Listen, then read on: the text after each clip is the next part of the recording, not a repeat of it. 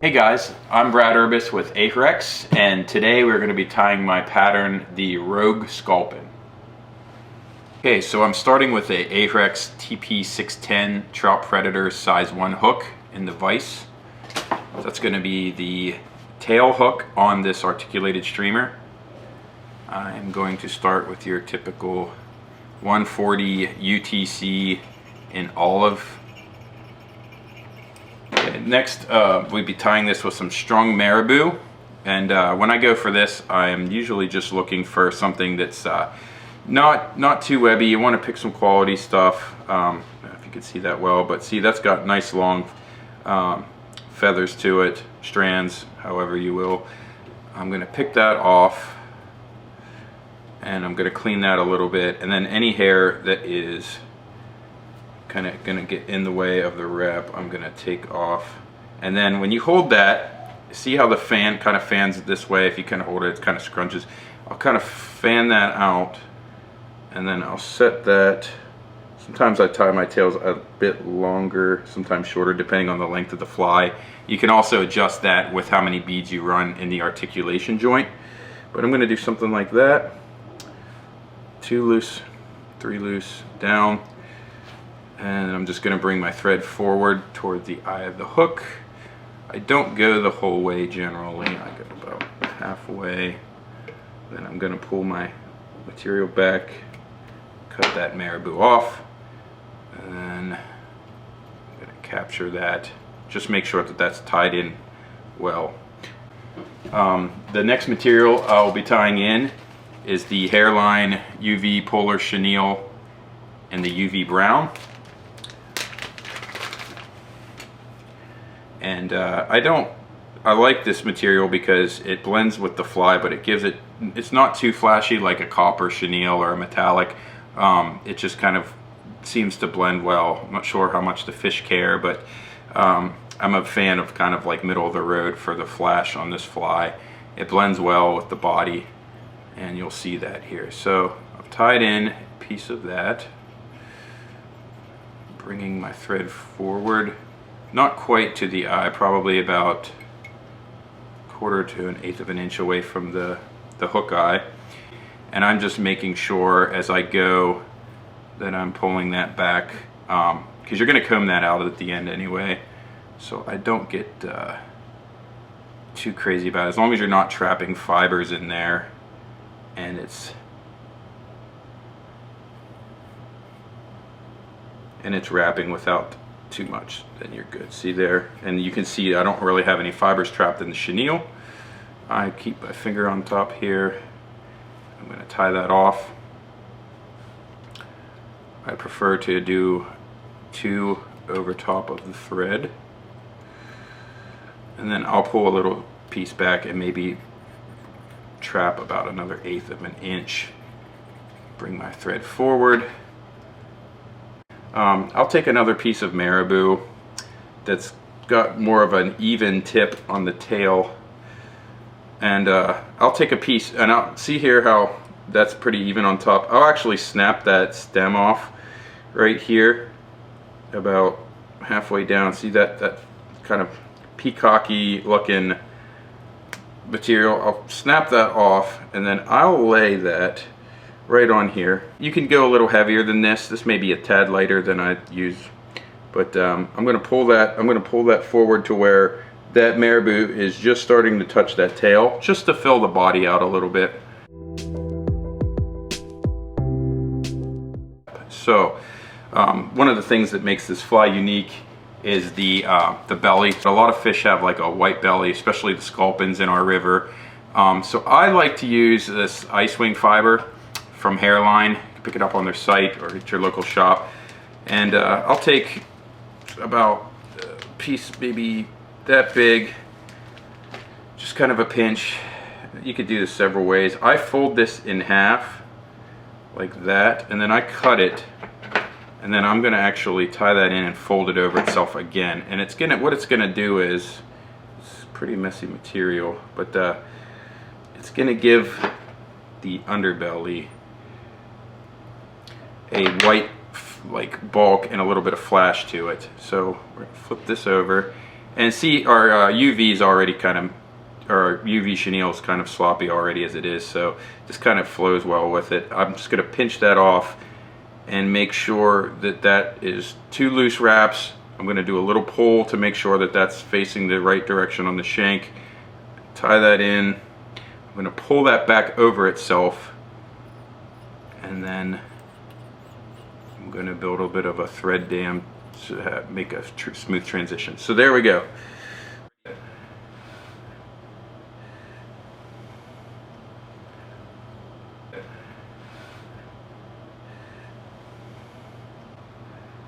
And it kind of, with that belly, has that little bit of a, just kind of something I do. It's been done before, but, so there's your tail.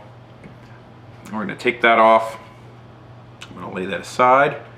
And then using another Trout Predator size 1, put that in the vise. And the first thing I'm gonna do is get a thread base down. We're gonna tie in our articulation wire, which is the Senyo's Intruder wire. And what I do is I start at the hook eye and I will bring a thread base back.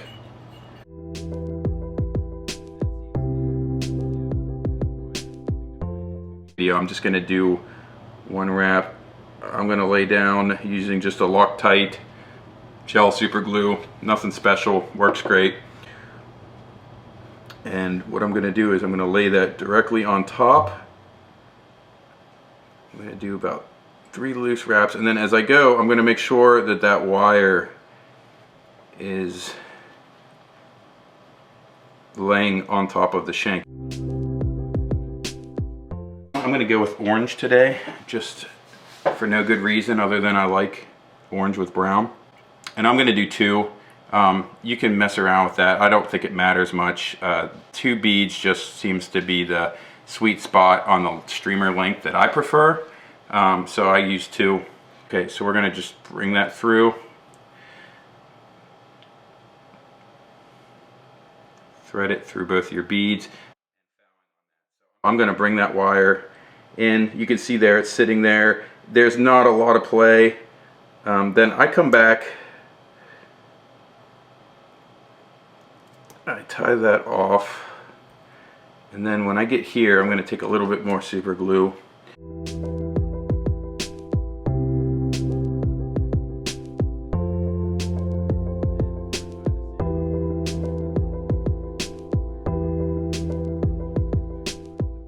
Okay, now I don't want to go too far back, because when you tie in your next tail piece of strung marabou, the marabou can actually get in the way of this bead. So it's still going to do it to an extent because you got a big bead kind of pushing against. But if you lay your marabou on top, and you can see this thread is not pushing back. I used to tie these in back here, and then you've got this like frayed out piece of marabou. So I actually leave a little bit of space so that when I lay this, it kind of lays down over top the 2 beads.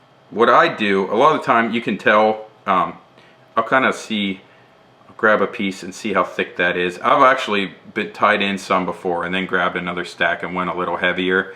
You know, I just kind of look at it, and you know, the bulk of the fly is really up to you. See there, that is gonna lay down almost even with the piece on the tail section of the fly. I'm gonna lay that down where it's just a hair longer than that middle section, so where when I wrap this down, it's gonna just have like a nice flow to it, hopefully. So I'm going to do 2 loose wraps. You still have some super glue there that is going to trap that hair, and then I'm going to wrap it forward. So it's really just catching the super glue as well. You can see there that that is now laying on top. It's not so far back that the bead is pushing the marabou out, and it has like a good flow to it. So that being said, we're going to repeat the step that we did on the tail, and we're going to go and use the UV polar chenille.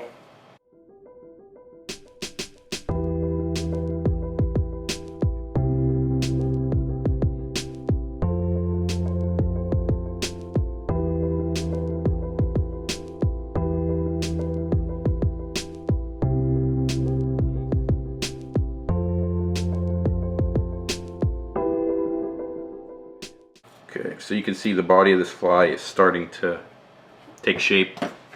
So, we're going to grab another piece of marabou. I am going to go ahead and take off the stem that's existing. So what I do on this part is I'll take and I'll peel this away from the stem like that. I don't know if you guys can see that in the video, but then I'll pinch that down and you get this nice long piece.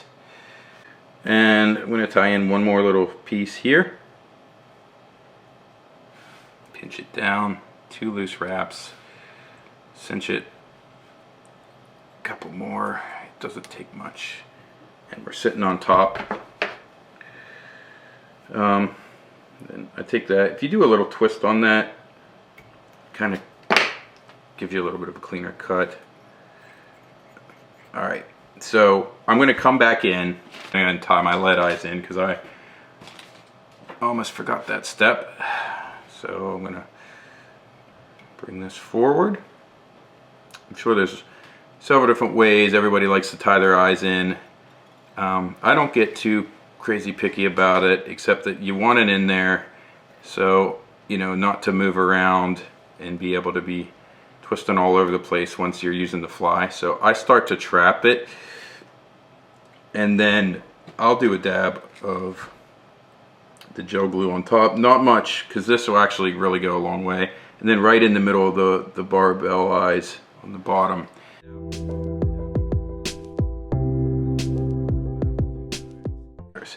Okay, so yeah, that's already starting to dry up. That thing, you see, I can basically move the whole hook around now that that's trapped in there. So we're going to take our thread back, and I'm going to go back a little farther on that marabou, and then we're going to tie back in our white belly. So using the Ice Wing Fibre again, I'm going to grab a little bit of a bigger pinch this time. And this stuff, like I said, it's not the easiest stuff to work with. It's kind of all over the place, but I kind of like that. This thing's made to kind of be messy in a way, a good messy. And you can see I folded it over itself, I cut it. See, it's pretty, like, I'm gonna leave all that. I know that, like, that might look messy on video, but it looks really good on the fly when it's in the water. Some of these longer pieces, they kind of tie into the back end, but we're gonna fold that over and get double the bulk here in a second. Because I want this belly to really build white, because the head's gonna go over and cover some of this. And then it's gonna taper back. And so yes, here we go. We're gonna take this, 2 loose wraps, pull up just to make sure that's in line. Okay, 2 more wraps. I'm gonna pull this back, and it's kind of like the deceiver head. Like, I'm just kind of trapping and tying that in like you would do like the bucktail on the head of a deceiver. So next, going onto the head, I'm gonna keep the thread still right where I stopped it, tying in that underbelly of that ice fiber. We're using, and this is a Rich Strollis, when he does a headbanger Sculpin, the wider profile behind the head is Arctic fox fur. So that's actually where I got the idea, because this doesn't compress down like a dubbing. If you were to, you know, build like a dubbing head or something, this is going to really hold. You can see, you can really, like, you know, squeeze that, and it's going to come right back. So what I do when I determine this is, see how these hairs are kind of bending all different which ways. I'm going to try and find a section of this that isn't too crazy. Okay, so you can see here it blends well with the marabou. I like these a little bit longer, so I'm going to take this piece here.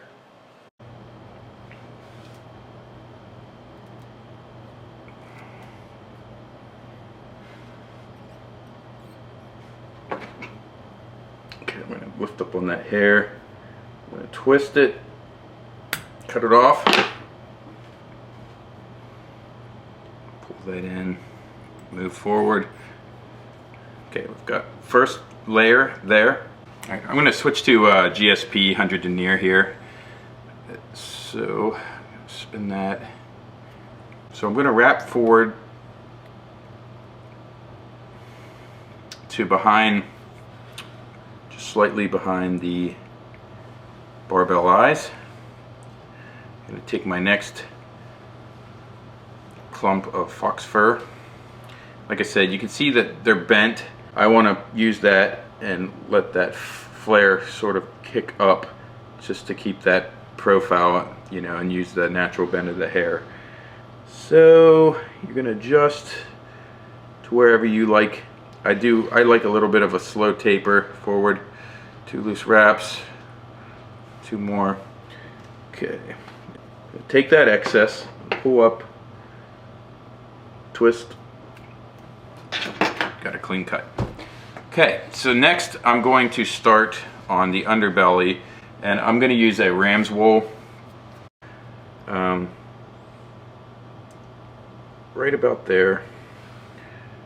Tie that in 2 loose wraps. I'm going to recenter that on the shank so it's even. Same concept, you don't want to cut through this. Okay, so then I'm going to take this excess, fold it over. Okay. Now we're going to, on this next section, take another piece, and this is going to finish off the head of the fly.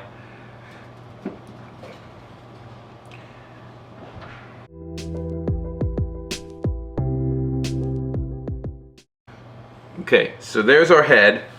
We have a bulk. We're going to trim this up. But you can see there, that's going to hold a really nice profile on the fly. We're going to leave these long fibers, tie this off, and we're going to get this trimmed, and there you have your fly.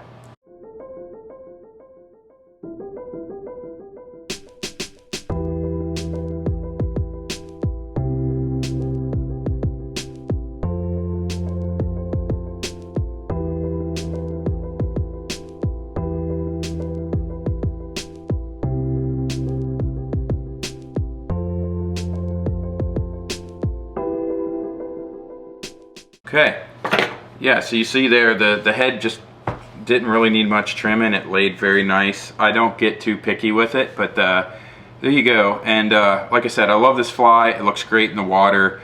The UV belly underneath just gives it just a realistic appearance in the water.